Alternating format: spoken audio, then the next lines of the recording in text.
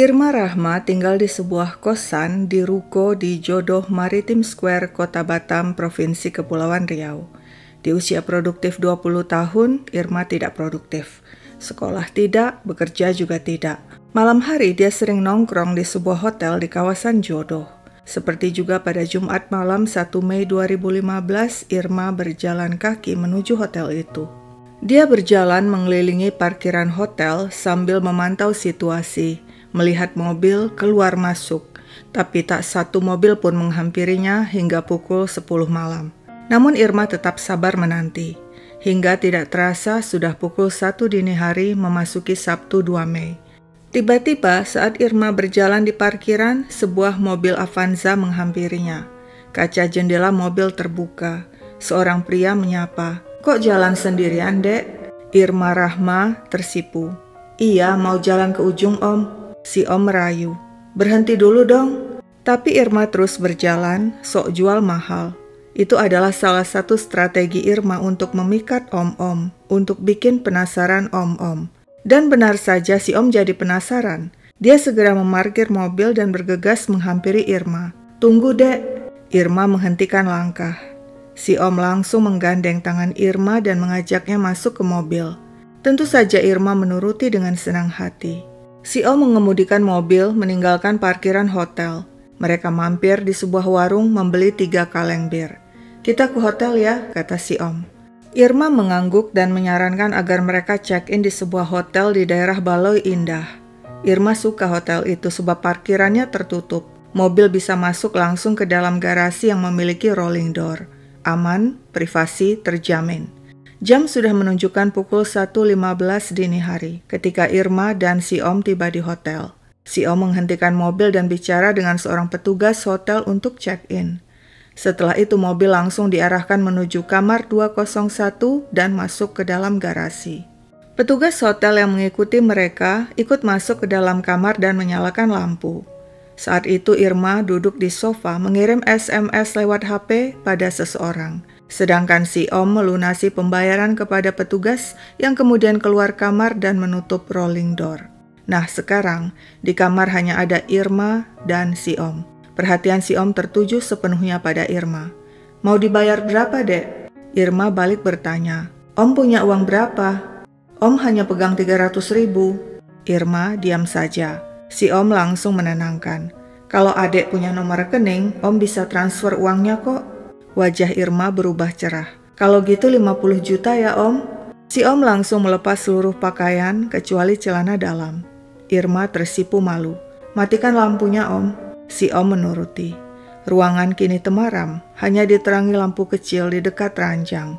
Om tidak membuang waktu. Dia tarik Irma agar pindah ke ranjang.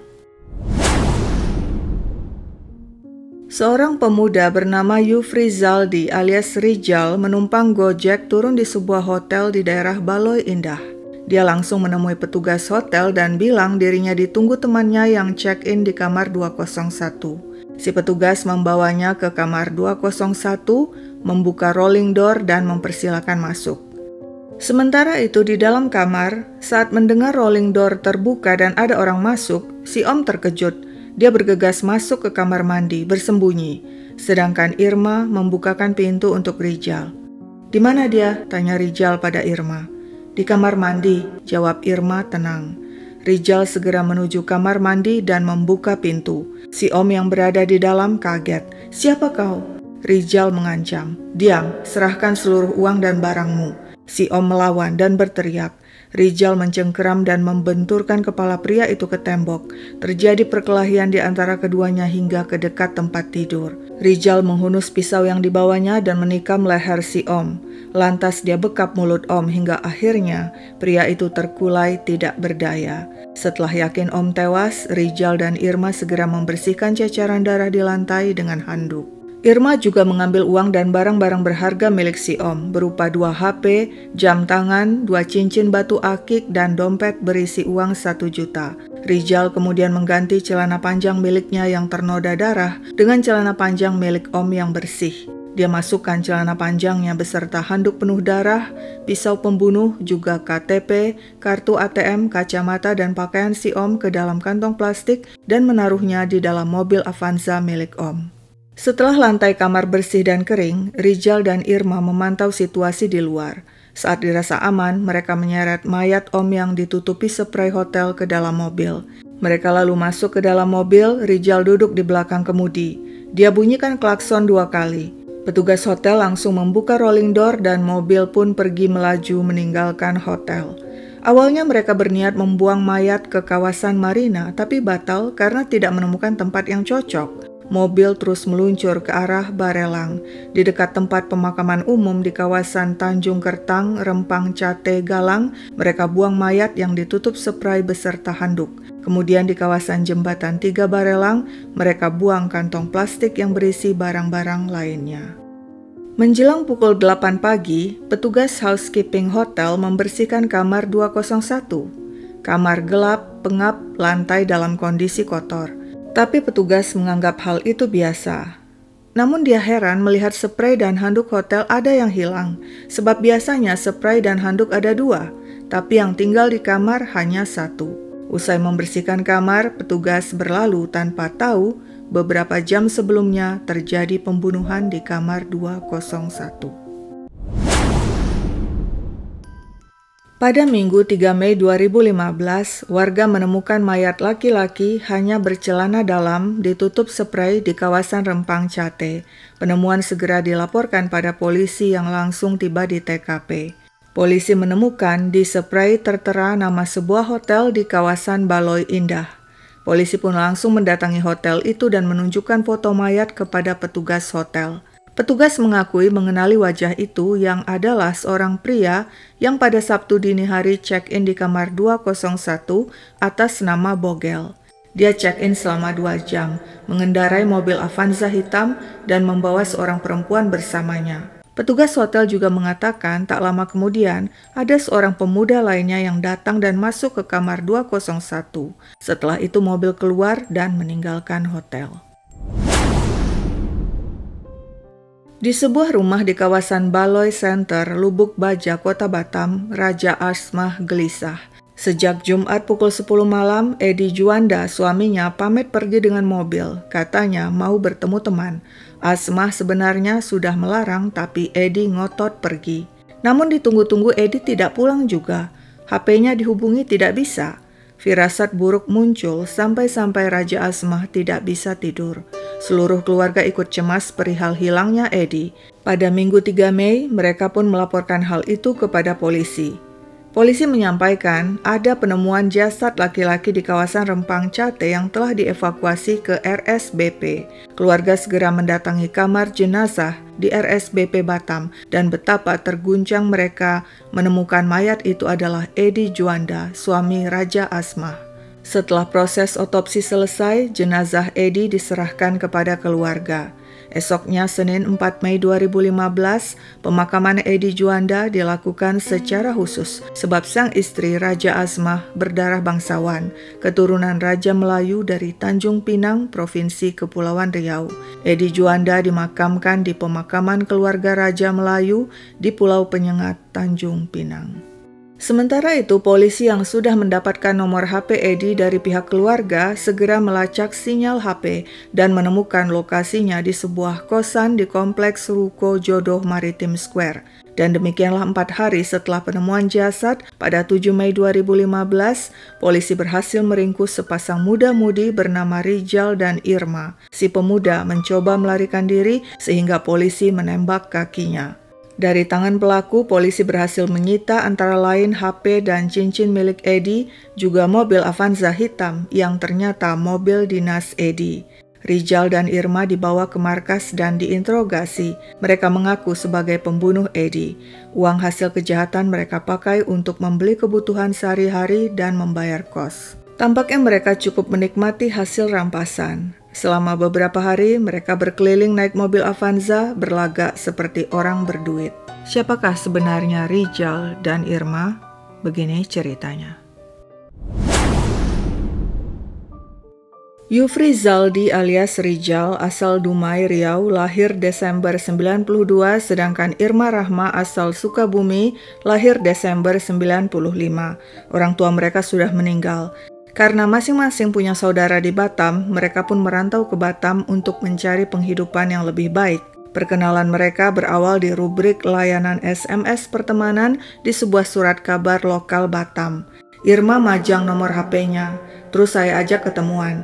Demikian pengakuan Rijal kepada media yang mewawancarainya. Setelah bertemu, mereka semakin dekat dan kemudian berpacaran. Keduanya memutuskan kumpul kebo dan kos bareng di sebuah kamar kos di lantai 3 sebuah ruko di Jodoh Maritim Square, Kota Batam. Hubungan asmara itu sudah berjalan 6 bulan. Untuk memenuhi kebutuhan sehari-hari, termasuk membayar kos, Rijal yang dulunya pernah jadi buruh bangunan bekerja serabutan, sementara Irma Rahma menganggur. Keuangan mereka semakin sulit. Nah, saat itulah menurut Rijal, mereka mendapat informasi dari seorang kenalan bernama Rizka memperoleh uang dengan cara mudah. Tidak jelas apakah sosok Rizka ini benar atau hanya karangan Rijal. Yang pasti Rijal bilang Rizka mengajarkan cara memeras laki-laki dengan Irma berpura-pura jadi PSK. Rizka menyarankan agar Irma menggunakan obat bius pada calon korbannya. Tujuannya agar korban tidak sadarkan diri dan Rijal serta Irma bisa menjarah uang dan barang-barang berharga milik korban. Rijal dan Irma mengaku sebenarnya hanya ingin merampas harta korban, bukan membunuh. Baru 2 kali mereka melakukan aksi tersebut dan tidak pernah memakai obat bius. Pada aksi pertama mereka berhasil merampas barang-barang korban, namun pada aksi kedua berakhir dengan pembunuhan sebab Edi sang korban melawan. Sesungguhnya pada malam kejadian, sejak awal Rijal ikut menemani Irma mencari mangsa di kawasan hotel. Setelah Irma mendapatkan mangsa yakni Edi, Rijal mengikuti mobil mereka dengan ojek dan terus berkomunikasi dengan Irma lewat HP. Rijal juga yang mengarahkan Irma untuk check-in di hotel yang pengawasannya longgar. Awalnya Irma bilang ke Edi untuk check-in di hotel B, tapi Edi menolak, kemudian diarahkan ke hotel A. Lagi-lagi Edi menolak. Barulah kemudian setelah diarahkan ke hotel di kawasan Baloi Indah, Edi setuju. Nah, ketika sudah check-in, Irma segera mengirim pesan lewat HP kepada Rijal untuk datang ke kamar 201. Dengan berbekal pisau yang sudah dipersiapkannya sejak di kos, Rijal datang dengan niat merampas harta benda Edi yang berujung dengan tewasnya Edi sebab pria itu melawan. Polisi juga menemukan komunikasi di HP Edi bahwa ternyata pada hari kejadian sebelum check-in dengan Irma, Edi terlebih dulu menghubungi PSK langganannya bernama Evi. Tapi karena Evi sakit, mereka batal bertemu. Ketika polisi menanya Evi, wanita itu mengaku pukul 2 dini hari dia coba menghubungi HP Edi untuk menanyakan apakah Edi sudah mendapatkan cewek untuk diajak kencan, tapi HP Edi tidak aktif. Reka ulang kejadian digelar dengan menghadirkan langsung pelaku Rijal dan Irma Rahma. Turut hadir keluarga korban termasuk sang istri Raja Asmah dan anak. Raja Asmah terus menangis ketika menyaksikan setiap adegan reka ulang yang diperagakan. Anak Asmah sempat memaki pelaku. "Apa kau lihat-lihat? Senyum kau ya? Senang kau setelah membunuh?" Persidangan digelar di Pengadilan Negeri Batam dan duduk sebagai terdakwa sejoli kekasih Yufri Zaldi alias Rijal dan Irma Rahma. Jaksa Penuntut Umum atau JPU menuntut keduanya hukuman penjara seumur hidup sebab telah melanggar pasal 340 KUHP tentang pembunuhan berencana. Saksi-saksi dihadirkan termasuk karyawan hotel tempat pembunuhan berlangsung. Karyawan hotel mengatakan, selama ini semua tamu yang check-in kerap membawa pasangan. Nama tamu juga tidak sesuai KTP. Korban Edi saat check-in di hotel menggunakan nama Bogel dan membawa seorang perempuan ke kamar 201. Demikian kesaksian karyawan hotel. Hampir semua tamu yang menginap di hotel itu menggunakan nama samaran karena hal itu sudah jadi ketentuan pihak hotel. Dijelaskan pula bahwa kamar memakai rolling door. Hakim menanyakan apa alasan pintu kamar hotel berbentuk rolling door. Karyawan hotel menjelaskan memang seperti itu. Begitu mobil masuk garasi, langsung ada kamar hotel. Di persidangan, majelis hakim juga menyinggung tentang singkatan Simatupang. "Jadi apa kerja kau sehari-hari di Batam?" tanya hakim kepada Irma. Irma hanya menunduk dan tidak menjawab. "Heh, apa kerja kamu?" hardik hakim. Lagi-lagi Irma diam. Akhirnya hakim berkata, "Kerja kamu jadi wanita penghibur atau si matupang, siang malam tunggu panggilan." Irma Rahma mengangguk dan langsung disambut tawa pengunjung. Namun ada hal mengejutkan di persidangan, yakni pengakuan dari kedua terdakwa. Mendadak mereka mengatakan ada dalang di balik pembunuhan Edi Juanda dan si dalang berinisial HP.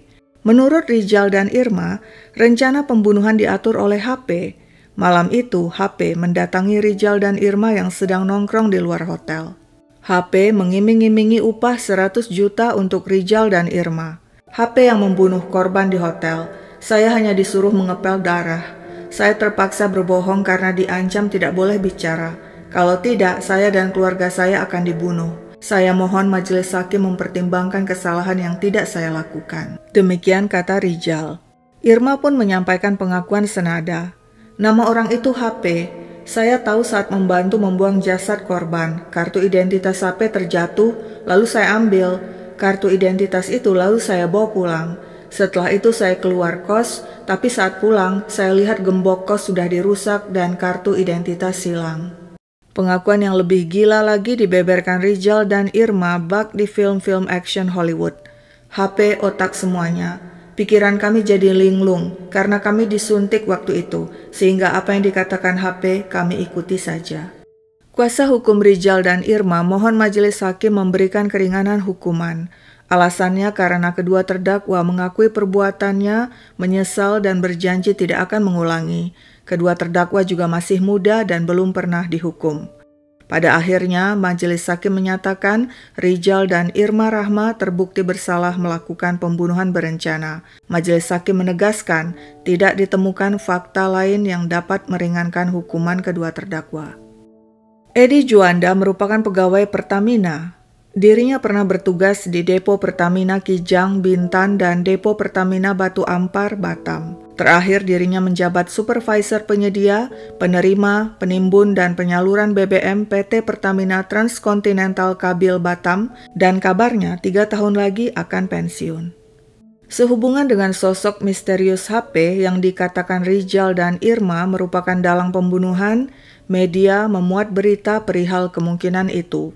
Bahwa ada isu yang beredar, pembunuhan Edi yang merupakan pegawai Pertamina ada kaitannya dengan mafia BBM di Batam. Beberapa waktu sebelumnya, pada April 2015, polisi Kepulauan Riau telah menangkap kapal tanker yang memuat solar ilegal 800 kiloliter yang akan diselundupkan ke Singapura. Nama Edi juga dikaitkan dengan kasus Abob, pemilik rekening 1 triliun rupiah, yang ditangkap dan saat itu kasusnya masih dalam proses persidangan di Pengadilan Negeri Pekanbaru Riau.